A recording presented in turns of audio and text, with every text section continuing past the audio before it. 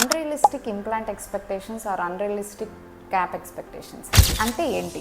Usually మనం ఒకసారి cap వేయించుకున్న తర్వాత క్యాప్ సైడ్ నుంచి మనకి వారంటీ ప్రొవైడ్ చేస్తారు. అట్లానే ఇంప్లాంట్ వేయించుకున్నప్పుడు కూడా ఇంప్లాంట్ ట్రీట్మెంట్ అనేది చాలా పర్మనెంట్ అని డాక్టర్ ఎక్స్ప్లెయిన్ చేస్తారు. కానీ అంటే అసలు క్యాప్స్ ఫెయిల్ అవ్వవా, లేకపోతే ఇంప్లాంట్ అనేది అసలు ఫెయిల్ అవ్వదా? There comes your unrealistic expectations.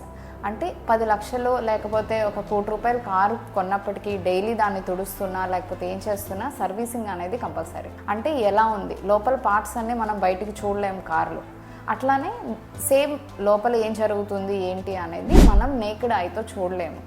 So అందుకే ఒకసారి ఎవ్రీ ఇయర్ ఒకసారి డాక్టర్ దగ్గరికి వెళ్ళి చెకప్ చేయించుకుంటూ మన హెల్త్ కండిషన్ అంటే ఎటువంటి దీర్ఘకాలిక వ్యాధుల బారిన పడకుండా మేనేజ్ చేసుకోగలిగిన నాళ్ళు మనం పెట్టుకున్న క్యాప్స్కి కానీ ఇంప్లాంట్స్కి కానీ ఎటువంటి ప్రమాదం ఉండదు. అలా కాకుండా రెగ్యులర్గా ఫాలోఅప్స్లో లేకుండా లేకపోతే అన్కంట్రోల్డ్ షుగర్ లెవెల్స్ లేకపోతే బాడీ ఇమ్యూనిటీ లెవెల్స్ అనేవి డ్రాప్ అయినా లేకపోతే ఇంకొక ఫ్యాక్టర్ ఏమైనా యాడ్ అయినా chances of implant or cap failure అనేది ఉంటుంది.